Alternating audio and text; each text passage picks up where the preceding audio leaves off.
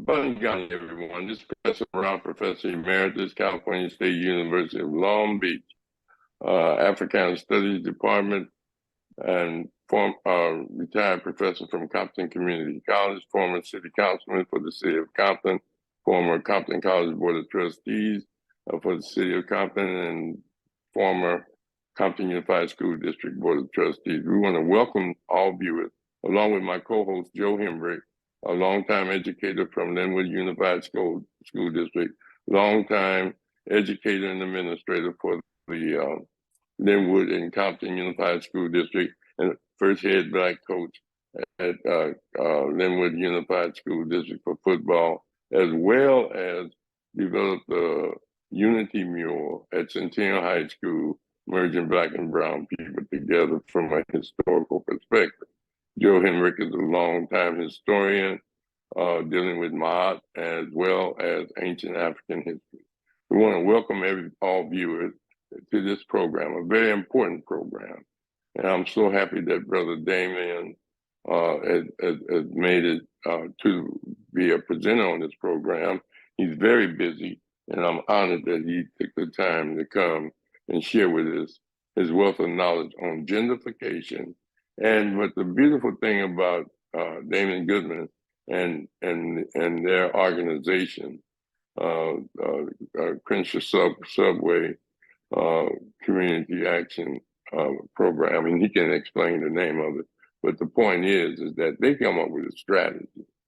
They tried to buy the mall. They're buying property.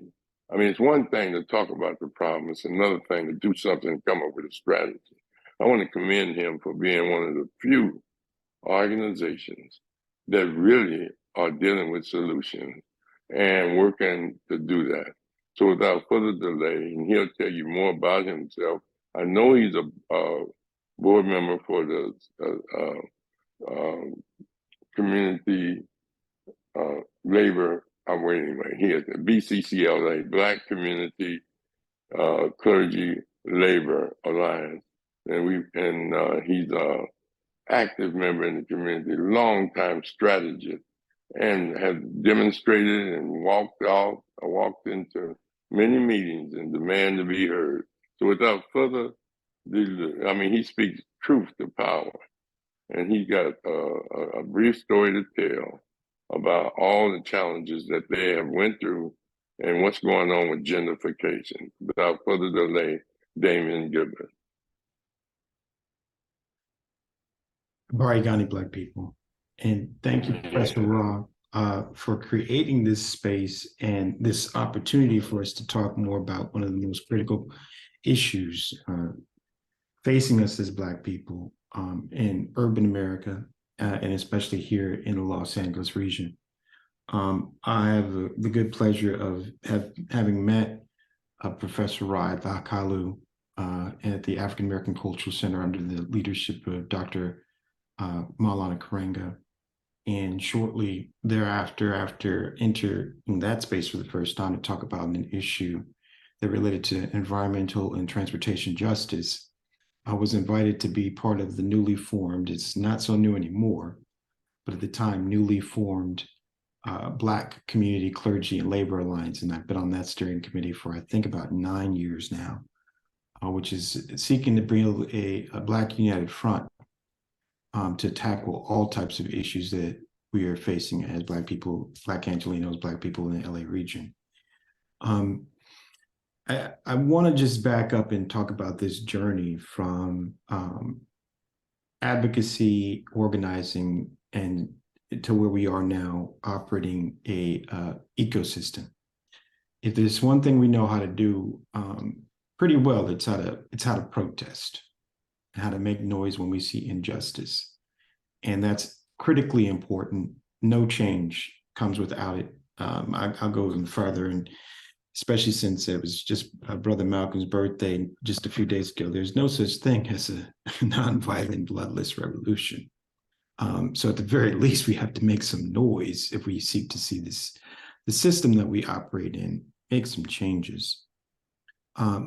We have, and I grew up in Leimert Park, which is in the Crenshaw district of Los Angeles. born in the Crenshaw district of Los Angeles. I've lived here my entire life, 41 years now, and been in Leimert Park for about 30 years. And after going around in a few early life ventures, primarily in the political sphere and education, I came home in 2005, 2006, and saw that a transit line was being built through my community that was textbook environmental racism. Compton is home to the Blue Line, which is still the most murderous light rail line in America. And that has to do with an absence of safety protections and shortcomings when that line was being built. And we saw that there was some same safety issues in environmental noise pollution and segmentation through the division of communities and overall traffic congestion. That those harms would be born in the majority Black and Brown community that the Expo line was being built through, but would not be born in the Culver City community, where they had valiantly fought appropriately to make sure that there'd be no street crossings in their city. So we called that textbook environmental racism. We saw that our schools were most at risk from having 55-mile-per-hour trains fly by there without adequate safety measures, leading to potential catastrophic consequences. And we began a valiant campaign to fix Expo and to see that rail line be improved. And we saw many concessions, not by any stretch of the imagination all that we wanted, but we did start a little bit late on that. And then we got involved in the Crenshaw Line project.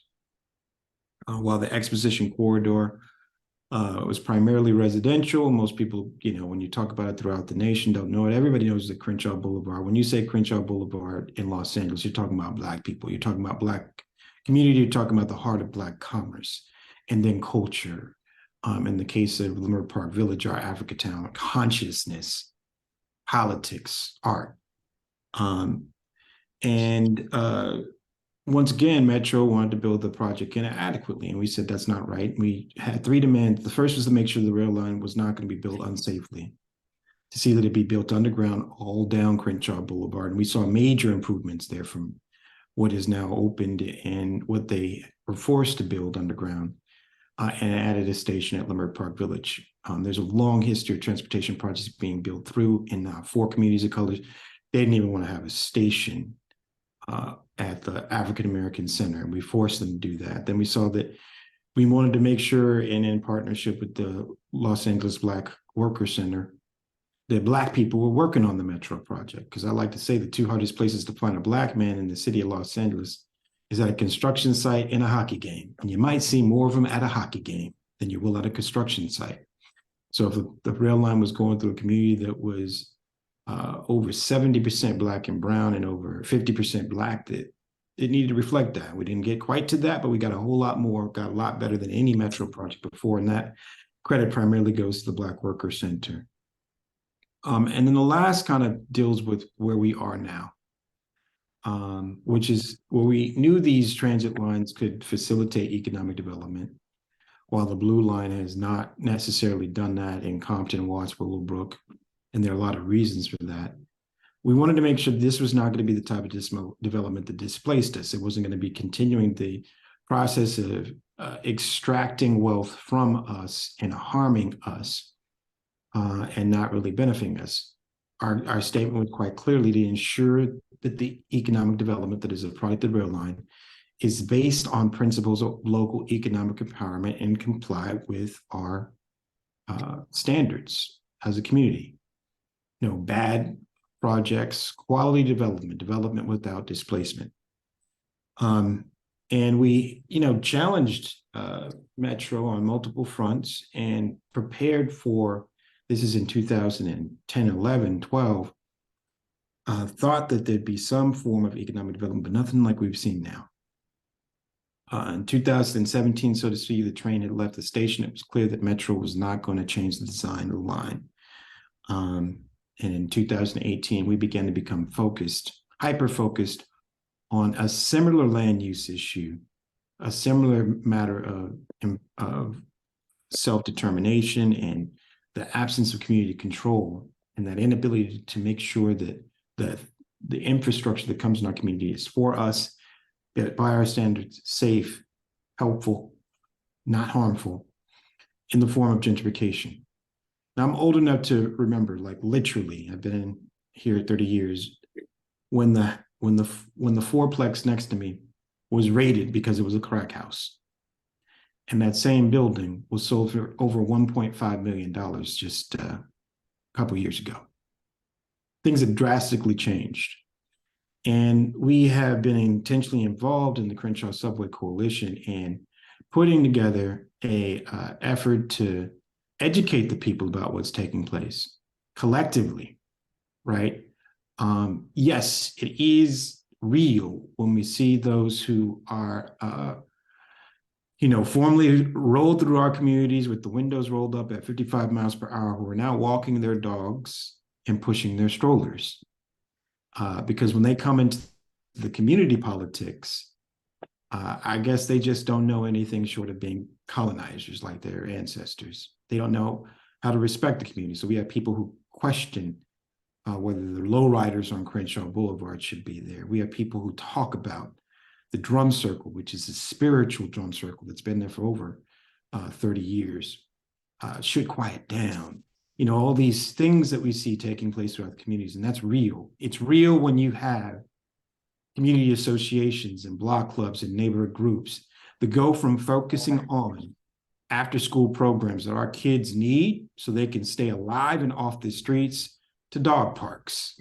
Try and change the agenda on dog parks, where you go from cultivating the amazing spirit and uplift and positive activity in the low riding to trying to push it away, calling it noise pollution and blowing things out of proportion. That's a real issue because, quite frankly, we just have a lot of people who are sick, and they're sick with this disease called white supremacist mindset, where they think that no matter where they are, no matter how deep the community in its roots and how long things, they can just take it over. That's real.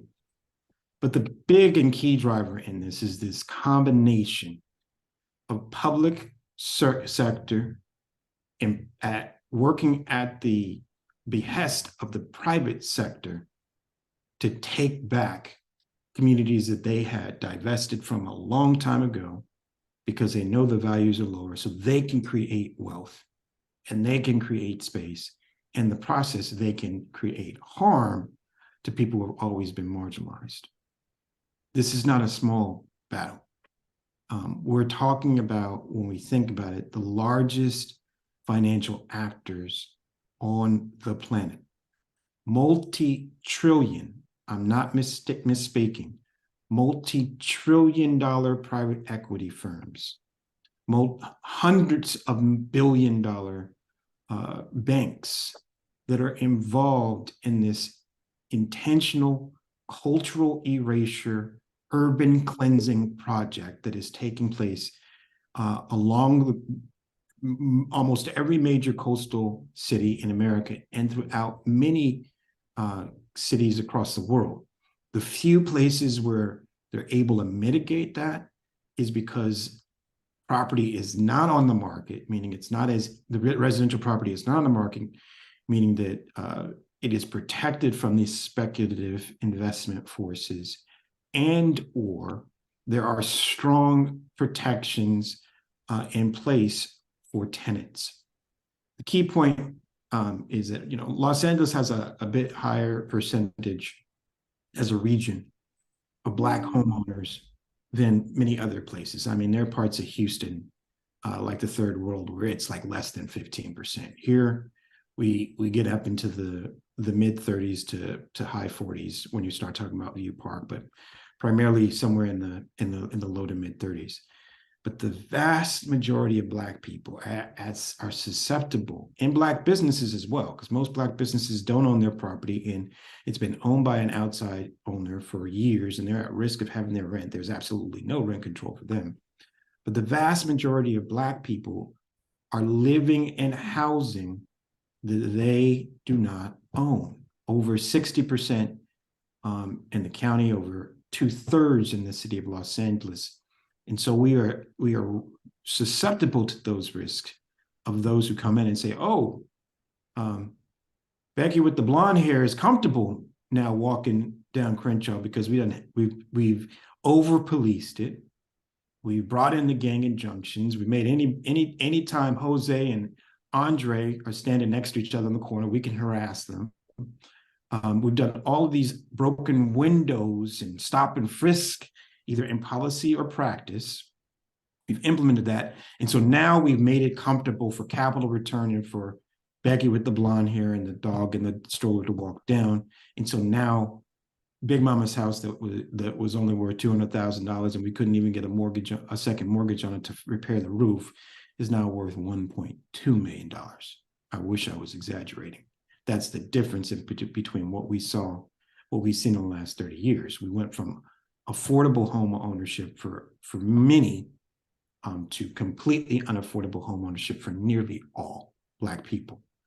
And so what we've done as our evolution from Fix Expo to Crenshaw Subway Coalition is intentionally over the last 5 years, hyper focus on this battle for maintaining our space in place. And then through education, organization, activation, litigation, every Asian that you can think of.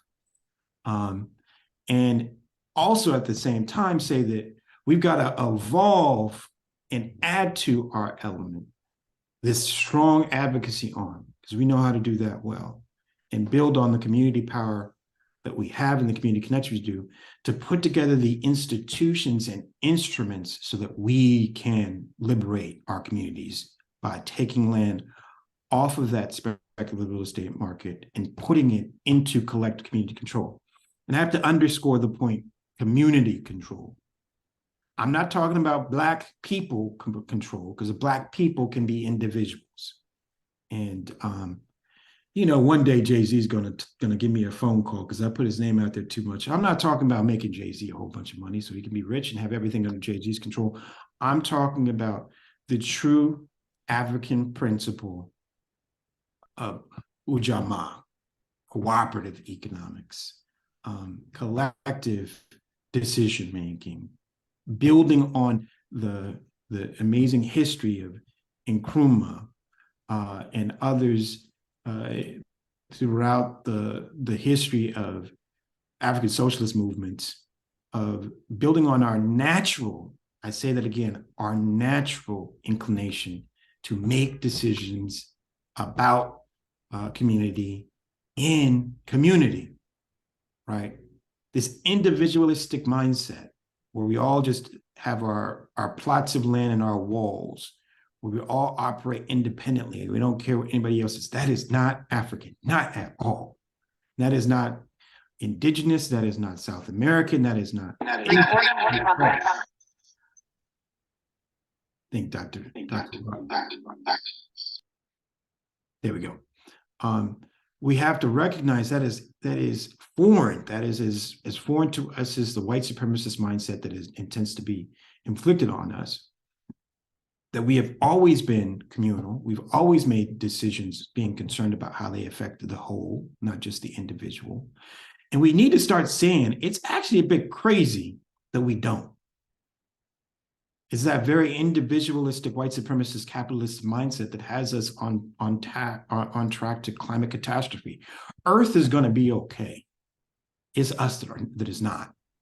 And that is a direct result of decisions being made individually for individual wealth creation of some people.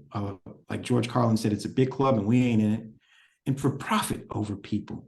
The mere concept, people talk about the indigenous people selling Manhattan, at a low cost. It was because at the time, the mere concept of land being under the ownership of anyone other than nature, other than our gods, other than the collective, was foreign. It wasn't as though they were trying to get money. Well, you crazy white man wants to give me money no, this is for the people. This is for the community. This is not ours. This is something, and we have a responsibility of storing it. So in so many respects, this work that we're doing is undoubtedly tied to, yes, securing a safe place for people to be able to, for Black communities and people within Black communities to live, to heal, to grow, to thrive, connected to one another.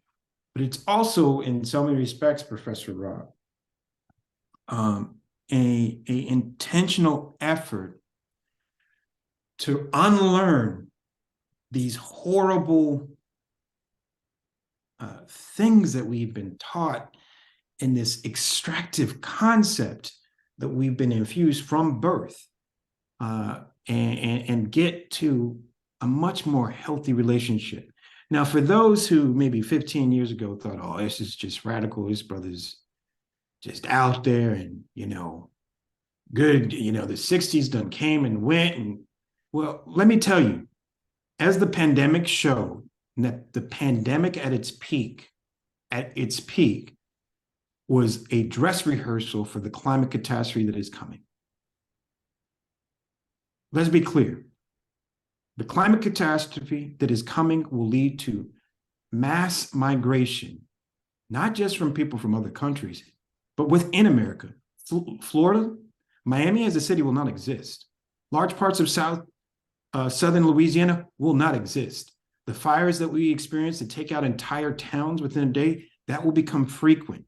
The food system, the water system, all of that, we're looking toward a future, and it is not pessimistic. It is denialism to deny that we are looking at that type of future, especially if you're my age. And you have kids. That is the life that we're looking for. We were looking toward, unfortunately, because again, the decisions that have been made that we would continue this industrial revolution and putting capitalism over the planet. And this is a train that can't be stopped. Absent massive rebellion and revolution, general strikes, a level of organizing unseen in the world is necessary just for us to be in a little bit more livable situation than is currently projected over the next 20 years or in 20 years and thereafter. And so think about that world where you're literally living with millions of just Americans, let alone people across the world, being in cities that are no longer habitable, having inadequate water systems, food systems down there. You already cannot get insurance on your home if you are in southern Louisiana, right? And so, especially for the Black people who have any kind of wealth, having it all be in your home and wiped away by a flood, and FEMA ain't coming. Let's be clear, help is not on the way. And then now match that with the automation and the AI that we're seeing, right? Where, it's not just affecting McDonald's workers, where now I don't eat McDonald's, but I look into them and I see that, all the cashiers have been replaced by machines, and now they're working on like fully automated machine places. It's not just that.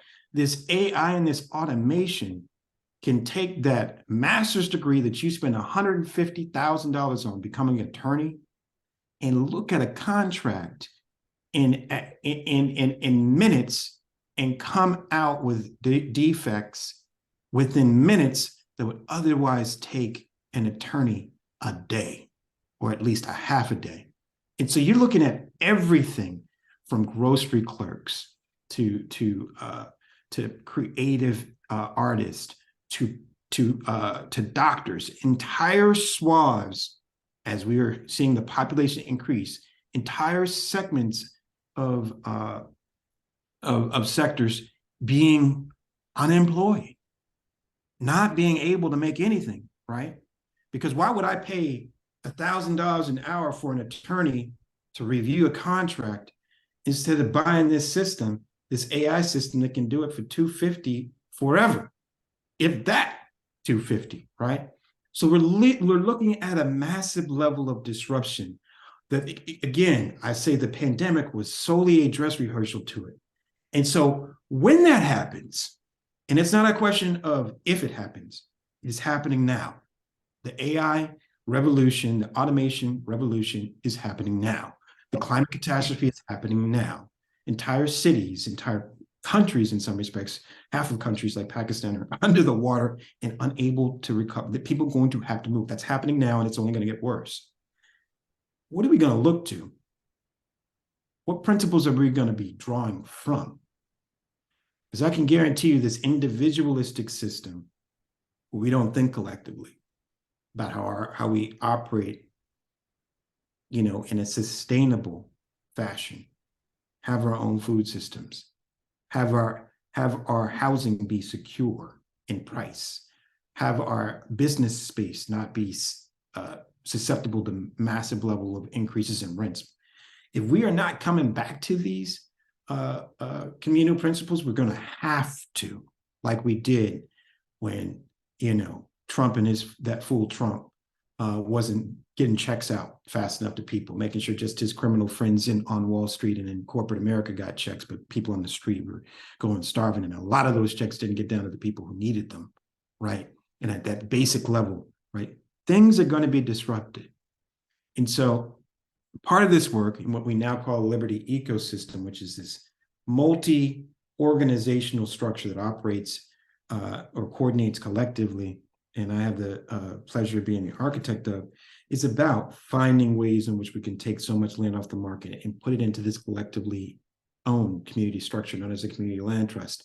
Finding ways in which we're able to pool the limited capital that we have to support the business enterprises and to support those land acquisitions. So again, it's off the market, building toward restorative and regenerative economies that heal us from the trauma that we've been inflicted upon as Black people within America, and are resilient. That is to say, we're building homes that are off the grid, that are not reliant on being in the dirty fossil fuel energy grid, and so that we can weather these storms and ideally identify collectively food systems and cooperative structures. Like this is you might be hearing for this now for the first time. I don't think y'all are, but this is going to be what everybody's talking about 10 years from now. Not because they're geniuses, but because that's the only way we're going to survive this coming challenge, this trifecta, this evil trifecta. I should say evil, because automation and AI can be good. The question then becomes, do the people who profit off that automation and AI actually get taxed so that the goods within the social space, the social network is expanded, which I'm not betting on. I think it's going to really take a revolution to make that happen. But nonetheless, that this combination of things is going to force us to live and operate differently. This whole Reagan vision of America is going to crumble, and there will be people who seek to profit from those disasters, just as they seek to profit from the disaster of war. But I think in the case of our communities, especially those where there is a level of consciousness, we'll be able to build these liberated communities, these liberated zones, as one of our key advisors, Ed Whitfield, calls them, where we're to be much more free, much more secure, and in the process unshackle these white supremacist, patriarchal, heteronomic, parasitic capitalist exchange that we've been in since we were brought here.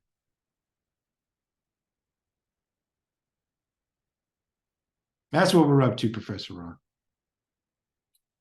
You're on mute. Okay, we can start asking some questions. Rashiki, you want to call on people? I can. Okay, Brother Mashinda.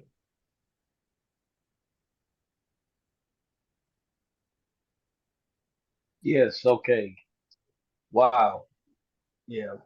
Thank you for that presentation of deep information, brother.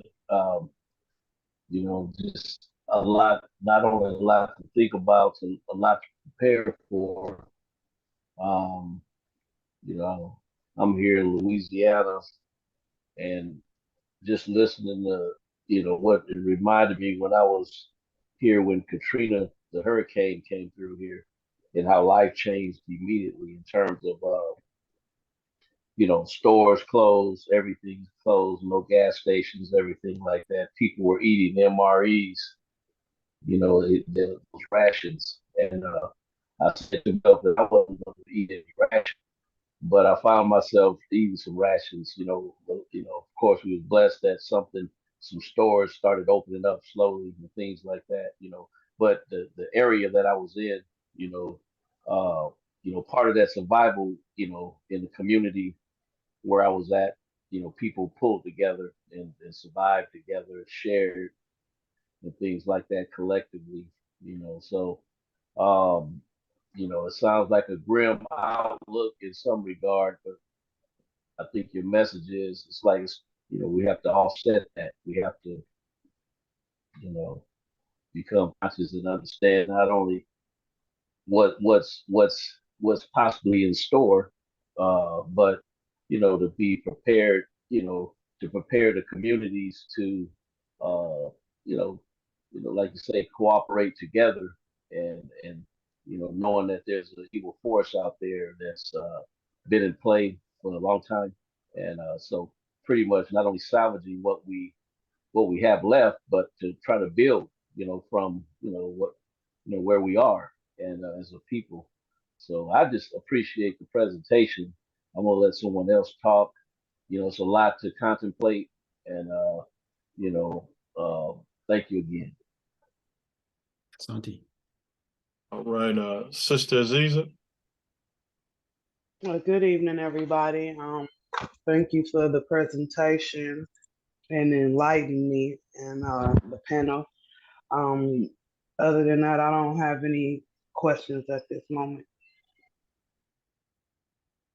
All right, Sister Making It Happen. Greetings, family. Hotep to all. I did pop on towards the end, but what I was able to surmise sounds like there's more planning in place, and we have some millennials to help us guide us through. We have some solid foundation with the professor and Ra here, myself, and some of the other elders. But we definitely need you and the young folks, younger folks, to help us know where we're headed, and so that we can plan properly, so that we can make it through the storm. You know, the battle continues, the war continues, and yeah, we have to take care of ourselves and heal ourselves, and know that we have to come together as a community. Families, husbands, wives, children, elders, everybody have to come together so that we can make it to this next side, which I have all faith that we will, but we want to get there in good order and be able to sustain and grow with some sustainability in our future for our grandchildren and our children. So I missed it. I heard a little bit, but I'm here. I'm with you. We're present. And so let's go. Making it happen. All right. Brother Joe.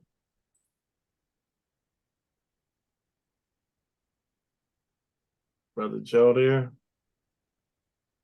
I'll go, man. I'll go. Oh, there he is. He's there. Brother Hendrick, Sir. question, comments? No, not at this time. I hate that the bookstore closed down. Talking about a conscious community, lose your bookstore. It's a big part of the consciousness. So any sign of that ever returning, or what's going on with that? That's the one.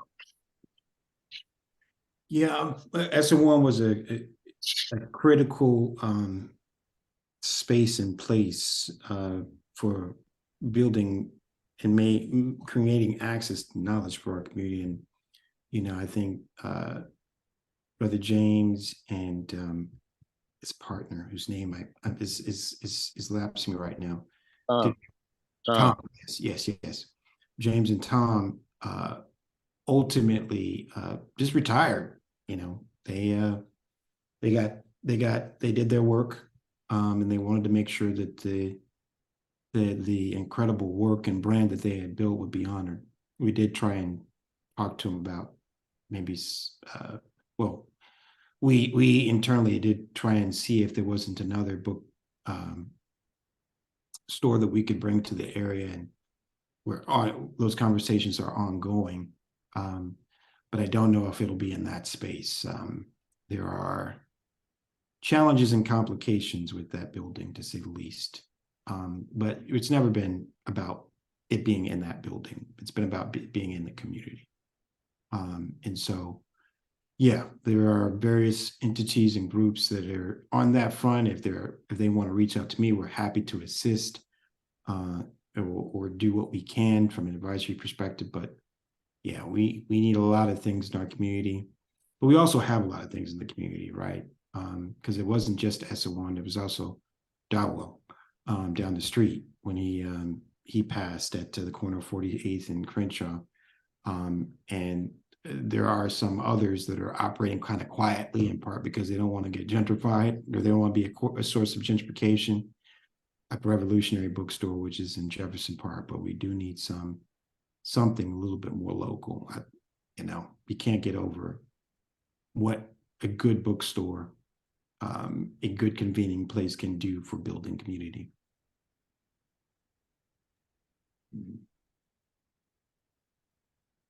You ready for me, Rashaki? Yes, sir. Okay. First of all, again, Damien, thanks for taking the time out. I know you work all day and all night on these projects and meeting and talking to people.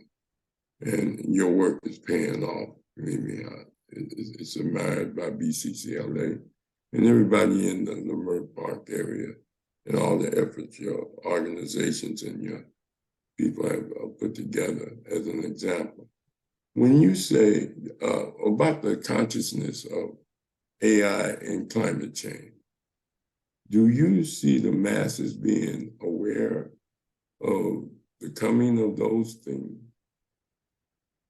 Well, I think it's a couple things.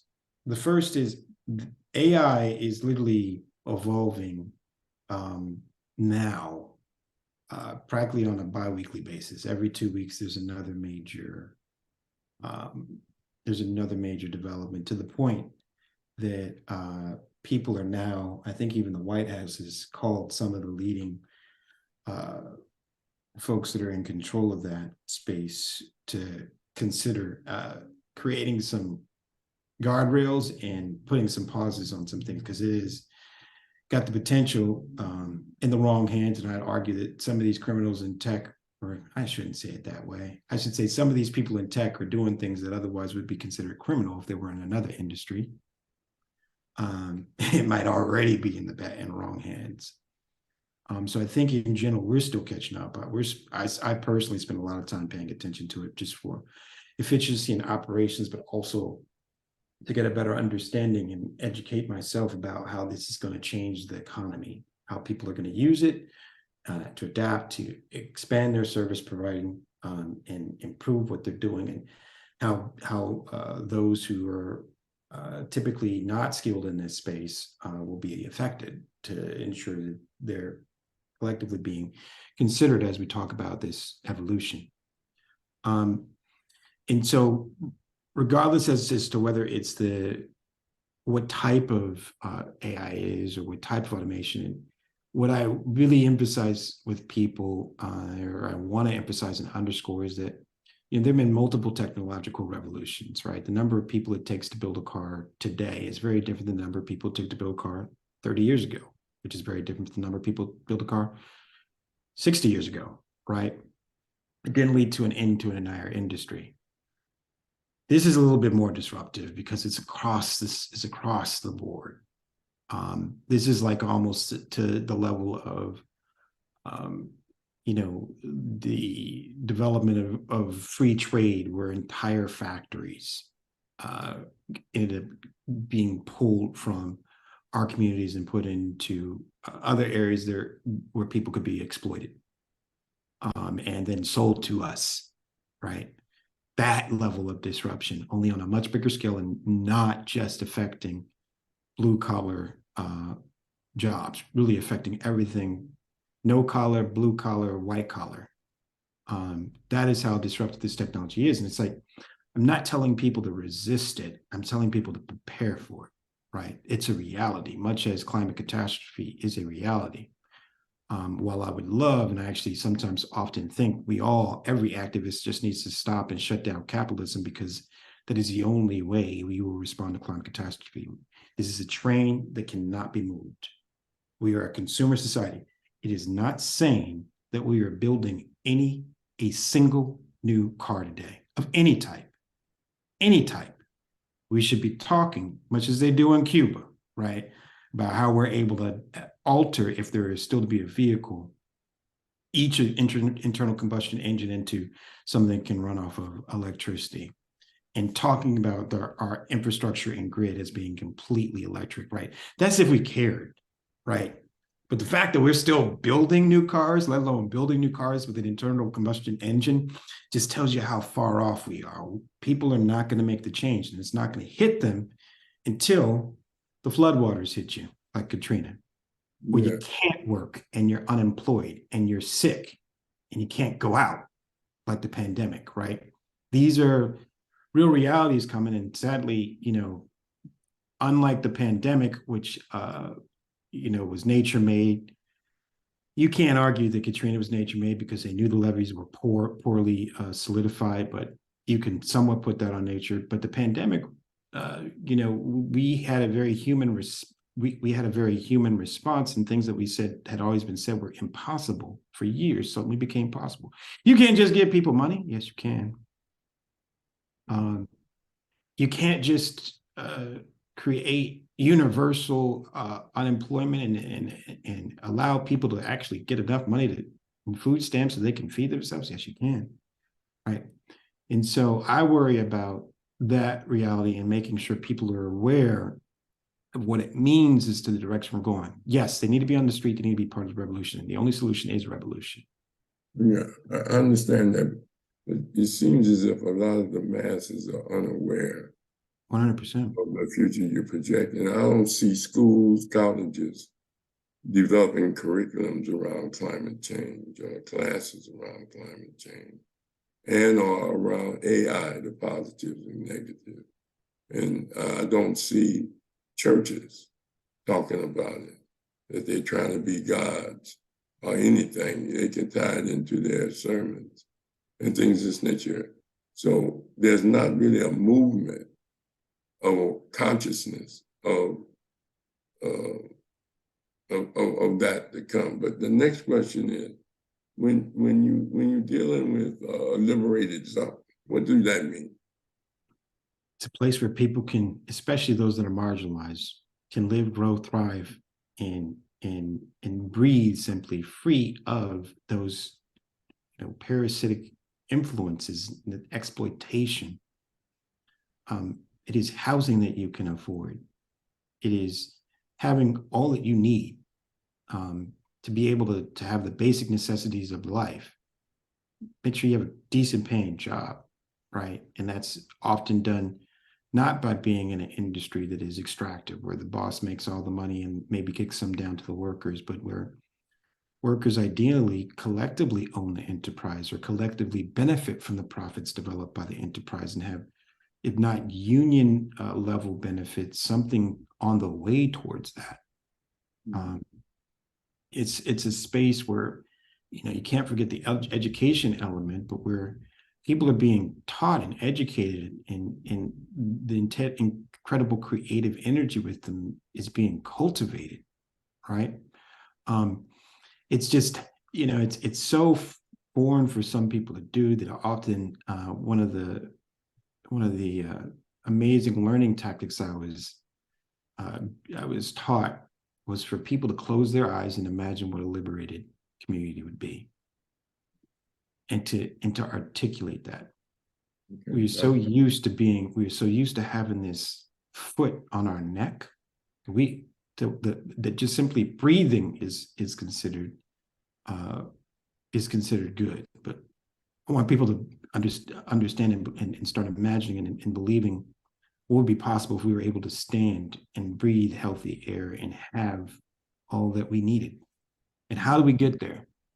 Right? It's by controlling our land. It's by having non-extractive resources. It's by having the spiritual and the health programming that heals the damages that exist, that has been inflicted upon us, just as Black people in America, let alone the many other things that we have. And it is being in community and connected to one another, not having to live isolated. So finding intentional ways in which we're able to look and see and connect. It's such a beautiful space. And again, Whitfield has a better term. He calls it liberated zones, which I believe you can find by Googling. Okay. The other question is that rebuilding the Vision Theater or remodeling it, what effect do you think that's going to have in the Lamert Park area? Yeah, I mean, I think it's one, when people ask me when it's going to open, I say, it's easier for me to project when the second coming of Jesus is than to when that Vision Theater is going to open. Because it has been forever and a day since it was supposed to be open. It was not the pandemic. This thing was supposed to be open like 5 years ago. I think depending upon who has the operations of it and whether it is a group that's really community centered, really open and responsive to it versus a corporation or a big name, will determine its fate. But it's an amazing endeavor that is taking way too long. I continue to be frustrated because our headquarters is right across the street from it, and I can count on one hand the number of Black people I've seen working on the site. And I'm just saying, if that was the Japanese American theater and you didn't see any Japanese Americans that had the contract and working on it, you'd probably have hell. If it was the Mexican American theater and you didn't see Mexicans working on it, you'd probably have hell. But when in our community, in our Black community, contract can go to a not Black contractor who can not hire Black people for what is to be the center of Black arts space in Los Angeles, the most public display of it. So I think ultimately, it will attract a lot of traveling plays and other artistic expressions and new traffic into the area. But how it operates and whether it is a benefit to the community is going to be completely reliant on who the operator is, who the selected operator is, and the person who will make that decision ultimately will be the current councilwoman, Heather Hutt. Okay. Now, when it comes down to the challenges of gentrification, your organization has been working on that and educating people to that. And it's not just in Lamert Park, it's wherever Black and brown people live. What are some of the solutions as the organization that y'all have put forward? Yeah. That's a really good question. And so what I try to get people to understand is that there is so much, there is such a great need for, well, let me say it differently. Let me say it this way. That nothing that that you will hear me propose, or nothing that 95% of what you will hear me propose, 95% of what you would hear anyone propose, or any organizational leader, right? There's a difference between being an issue expert, an activist, versus having a base of people who you have collectively worked with to identify challenges and work on challenges to identify solutions. And I would like to put myself in the category of primarily being an organizational leader, given the work that we've done.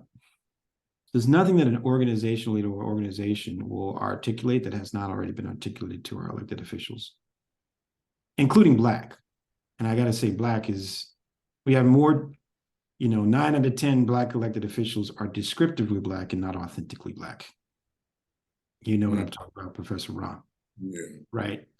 We got Black people who are the mayors of the 4, or is it now 5 largest cities in America. And I can guarantee you, in one of the major entities, what Eric Adams and what London Breed do on a daily basis, if they were white, the NAACP would be calling, and I'm saying that from a more tame organization, not a more radical organization, not that I'm saying NAACP is tame, but the NAACP would be calling them out.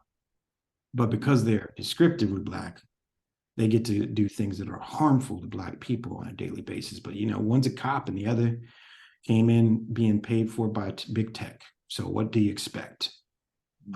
It's who put them in office. And so, ultimately the solutions are as simple as it can be put into 2 primary categories. One is creating the protective structures, or putting the protective systems and structures in place that don't allow those that seek to exploit our communities and increase housing and insecurities to operate, right? And so when we say take as much land off of the speculative real estate market as possible and bring it into ideally community control, when you do that, then that land is protected from the speculative vultures, be they BlackRock, which is a $9 trillion private equity firm that is financed primarily by our own tax dollars, our own pension dollars, excuse me. You know, major institutions like the University of California CalPERS, which I think you're a member of. You'd be surprised, Professor Ra, how much of your pension goes into entities like BlackRock to do harmful investing in businesses that do harm to Black people, do harm to public sector workers, do harm to the very people with whom's dollars they are receiving, or it's harm just from small speculative investors, those that end up knocking on grandmother's door, providing them bottom dollar and harassing them until they sell, and taking advantage of them if their mental faculties start to wane in their elder years, right? Got to protect that. And then for the vast majority of us that have to operate within this or live or operate businesses in this market, they need strength, they need protection. They need rent control, not rent stabilization. In its best form, we are not allowed to have rent control in the state of California. And it is illegal in nearly every state in America. Rent control, which, as we know, the old school rent control, right, known as vacancy control, means that it don't matter if you leave. The amount of rent you're able to charge is capped. And that successfully operates in many parts of the world, where it's not just, you know, at best, what we have is that if you're in a building and you're in a unit, they can only raise it 3%. Well, that's good, maybe. But if you know that the landlord can push everybody out through an Ellis Act by lying and saying they're going to convert it into a condo, which happens too often, or can harass a tenant, be slumlords, not fix broken windows, not fix the heat in the middle of the winter, you know, keep the air conditioner off in the middle of the desert in the summer, and otherwise harass tenants on a daily basis. If they know they can do that, well, then the person who's paying $1,000 a month, when Becky with the blonde hair pushing the stroller and walking the dog can pay $2,500 a month, they're sadly incentivized to push that person out, not to keep them, right? So it comes all down to putting those protective structures in order so that you can take land and not have it operate on this parasitic capitalism. It should not be a speculative thing where people just trade it like it's a stock, which is what's happening right now throughout America. And ensuring that the people, be they tenants or residential or even commercial, can have some stabilized housing, have some stabilized expectation as to what their costs are, and are empowered against, you know, poor landlords. And I want to be clear, I say this all the time. Yes, corporate landlords are the worst, but mom and pop landlords can be bad too. In fact, they can in some cases be even worse, because if Blackstone gets caught doing something horrible, they got a multi-million-dollar class action lawsuit. They know, especially if a tenant has, I don't know, a record, or they're undocumented, or they're just really at risk and can't deal with the stress for whatever reason, they might be able to get away with it. Because there isn't a strong anti-harassment ordinance in America. It barely exists in Los Angeles, and most of it is not being enforced. And that is a policy choice that our elected officials make, to not put appropriate enforcement dollars in place. That is a policy choice, not to put protective policy in place. That has nothing to do with needing, which we do need, trillions of dollars to buy land, to convert land into community control, tenant ownership, and off the grid. That is needed. And we have the money for that because we got more than enough money. Anytime Ukraine needs more money, we just send it. We don't even think about it. And military budget's insane, right? But there are policies that can be put in place today that are minimal in cost that our elected officials won't do. Don't matter if they're black, white, round, or a Martian. They're not doing it because they serve the same capitalist interest they serve the capital interests of the very people who are exploiting the crisis. Yeah, before you go, Damien, I want you to talk about that movement with Mark Ridley Thomas and the underground trains, and also the effort to buy them all. Yes, absolutely. Absolutely. Mm-hmm. Well, we had, one of the major and incredible work and projects that we did was the Crenshaw Subway Coalition, which was the effort to have the train line that goes to our commercial corridor be underground, because it's the heart of our Black business. And we've seen the harm that took place in just its construction, let alone in its operation, and the harm that it'll place from a safety perspective to our community, and to see a station at Merck. One of the more frustrating things, and it is actually what broke what I will say was a personal professional relationship. That is to say, at that point, it was clear that Mark Ridley Thomas refused to do the one thing he needed to do, because we did everything right. We prepared the community, we brought the studies, we had the moment, and we just needed Mark Ridley Thomas to pass a motion on the Metro board, or to even introduce a motion on the Metro board to see that undergrounding the line was a possibility. And why did y'all want it underground? So that the businesses would not be disrupted as greatly during construction. So they wouldn't be so that the safety hazard would not exist, and the traffic nightmare that is inflicted on Crenshaw now would not exist after operation. And we knew the Metro had the money, because they spend the money on underground a line going through tar, dinosaur bones, and an active seismic area down Wilshire. So it wasn't a matter of money, it was a matter of priorities. And so it was very disappointing in about 2012, 2013, when the community does all the work, everything by the book, it's everybody on the same page, and where a politician articulates their support. And then the moment comes when you're at a board and you can't do anything more as a community, as an activist, and that representative on the board refuses to even introduce the motion. Sad to say, and like I said, I don't think anybody wants to see Mark Ridley Thomas in jail, but he got caught with his hand in the cookie jar, and he refused to just accept his fate and negotiate well with him. And so I don't wish him ill will for that, but I will say that it was over 10 years ago when he, on that principle basis, whereby principally he articulated his support, principally he decided not to just introduce a motion, that we broke. And that's very unfortunate. And it was a missed opportunity. Now, with respect to the Crenshaw Mall, our 40 acres in a mall. That's right. That was the name of our campaign, and it will continue. We successfully, after the work that we've been doing with respect to the education of gentrification, had identified the Crenshaw Mall being in our background as a potential gentrification bomb that was going to be unleashed. The developer wanted to build nearly 1,000 units that were market rate, meaning they were completely unaffordable to the community, that was going to input more displacement pressure on the surrounding area by raising rents.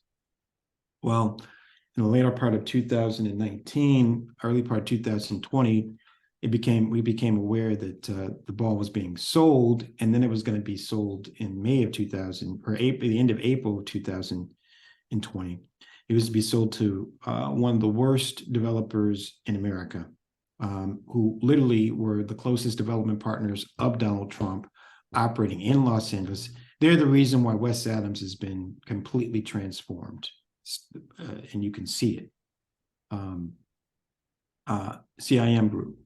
And we said, well, now is the time for us to be about not just trying to negotiate a good agreement, a good community benefits agreement, but actually have the community in control of its asset, collectively owned and operated, building an urban village built on principles of the solidarity economy, where we advantaged cooperatives, and we had requirements for integration of preferred procurement locally and local hire. And it's a beautiful plan. And most importantly, it is a community plan. It is the people's plan.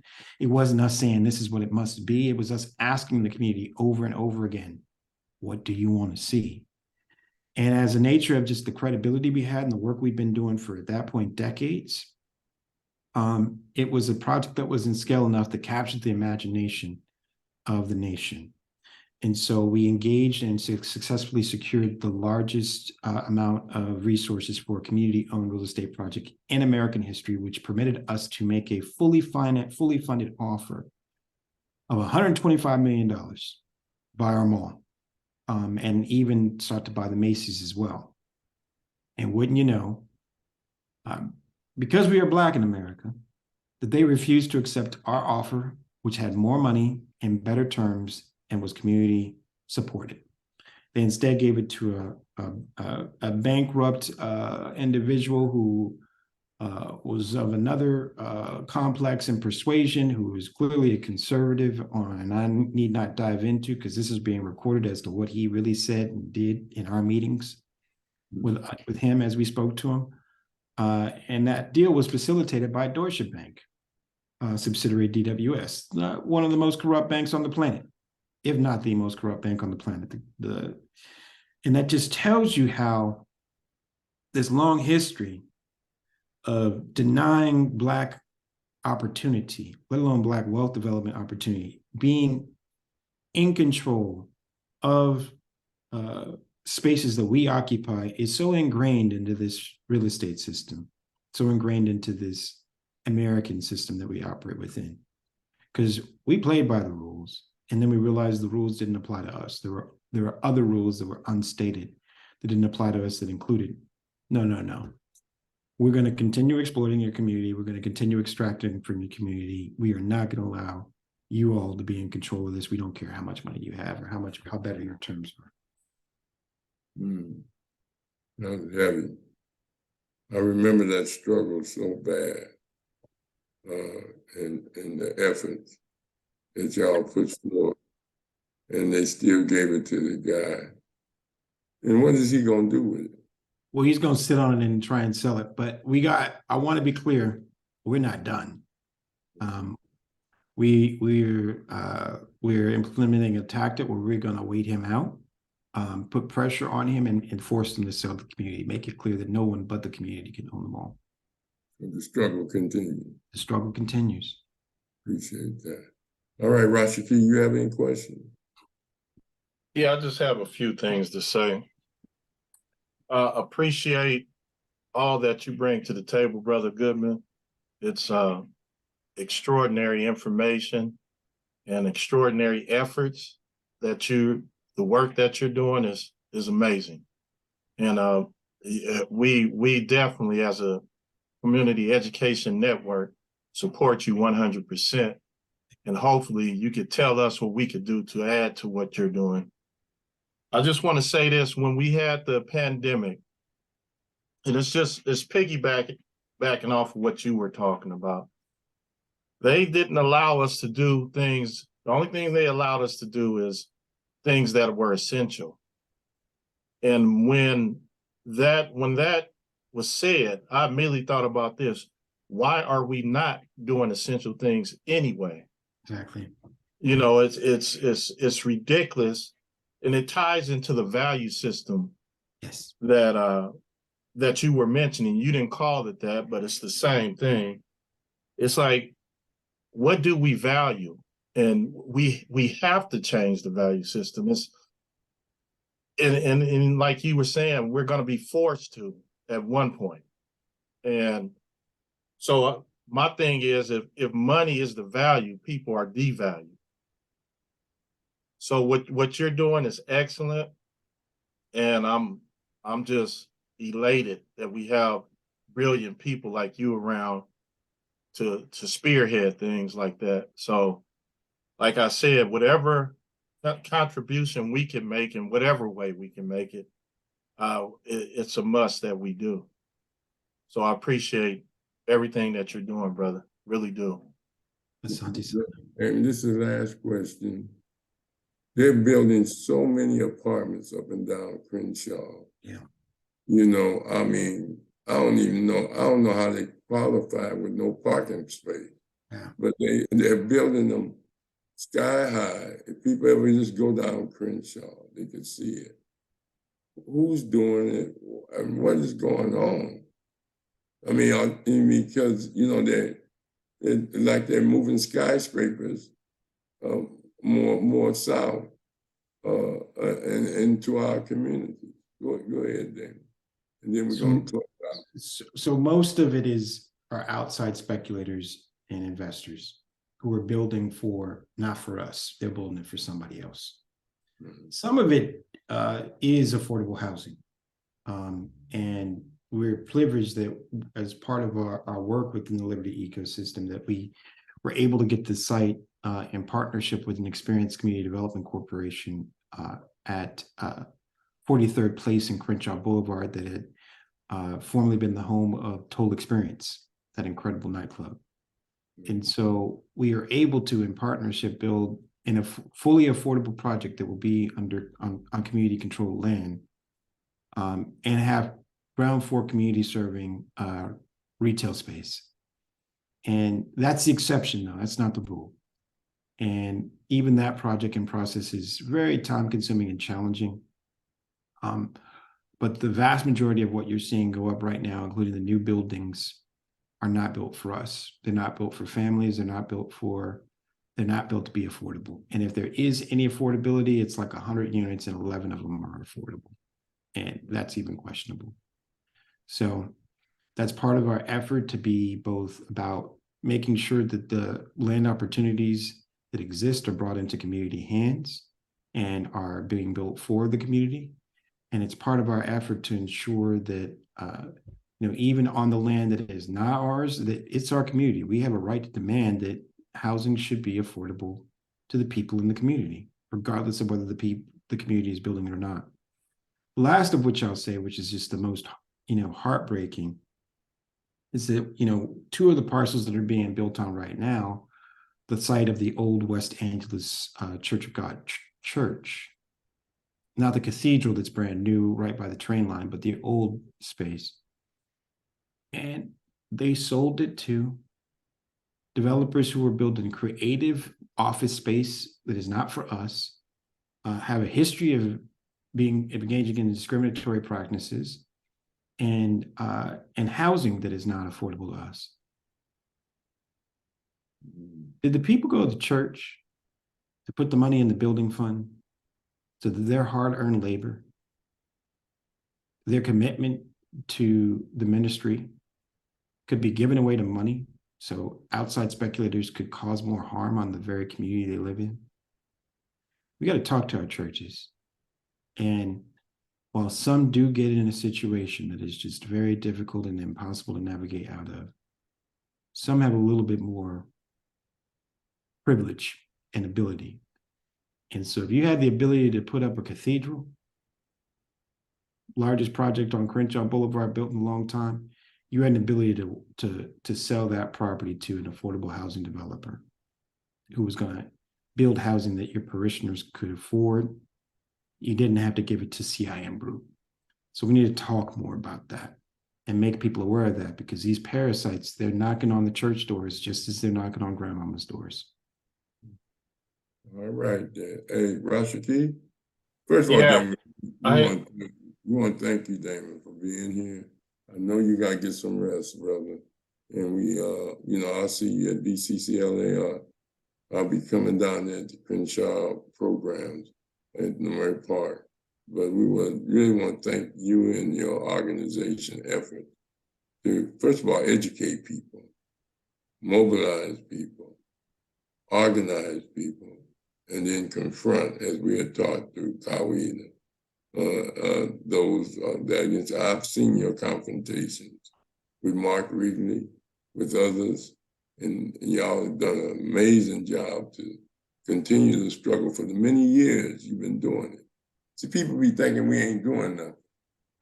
And you'd be surprised at the organizations that come together at BCCLA, if it's Reverend Coolidge and all of them about the employment and service, the organizing of a union, the efforts to get George McKenna elected, even brought him the idea with Aubrey, one of your mentors, holding politicians accountable.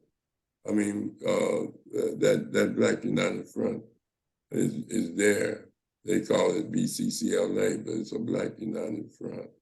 With Jackie, Ryan of Zambezi, of Marketplace, and I mean, it's just a beautiful thing what y'all doing. And we appreciate that Crenshaw should have been called Little Africa. Yes. But they didn't want to give it that name, so they called it Crenshaw, because that's how deep it was. But the middle class Negroes up there in the hills, you know, they come down and buy a dashiki then on Black History Month, but they won't get in the struggle. And we got to get that together. So Rashiki, tell Damien, he will need you to hold on because he's going to need a picture. This will be on YouTube. You can refer it to people.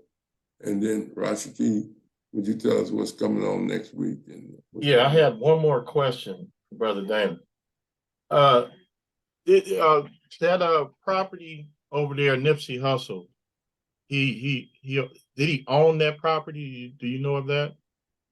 Yeah, my understanding was co-owned. I don't know exactly what the specific ownership structure was, but he and David Gross, and there's no development happening there. I'm not sure why.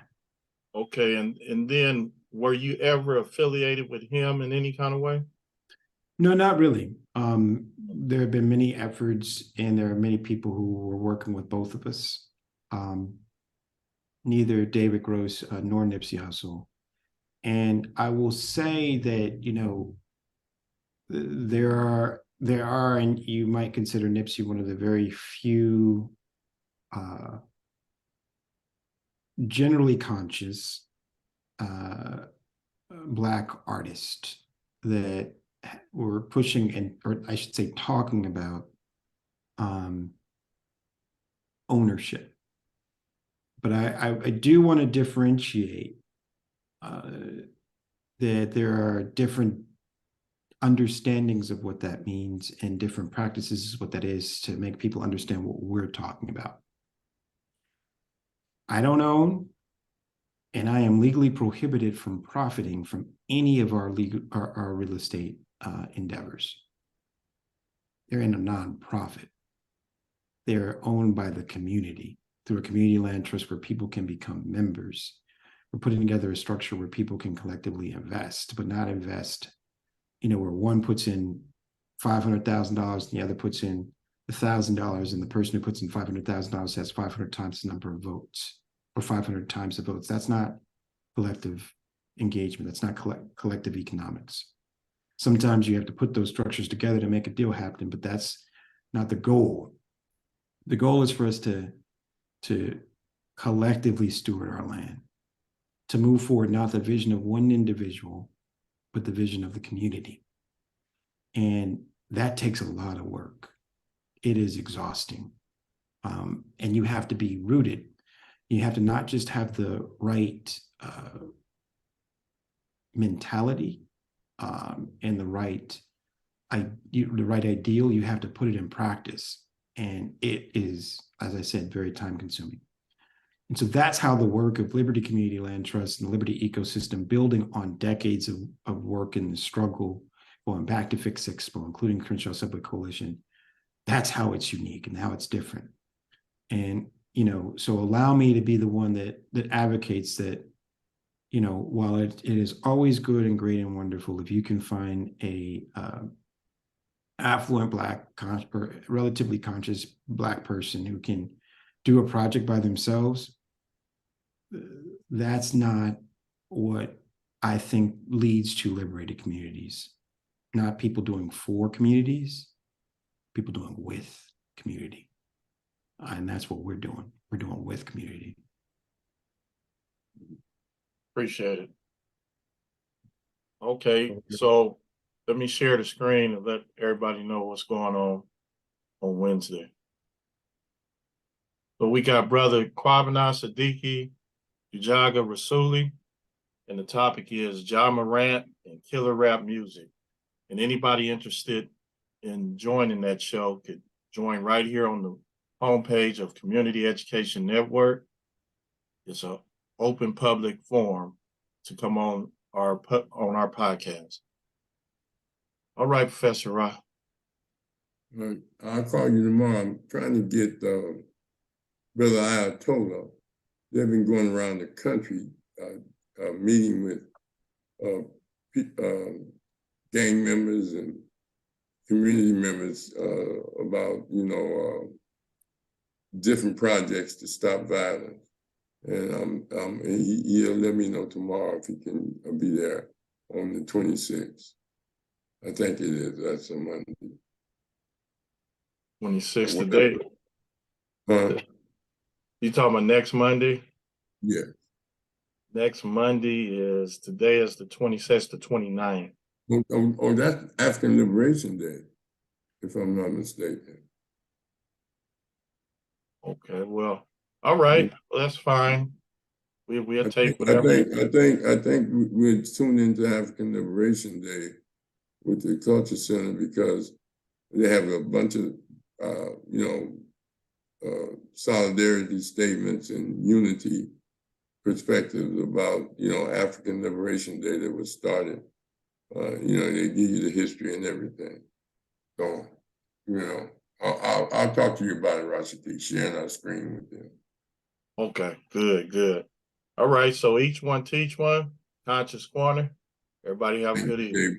Thanks, Damien. Thanks.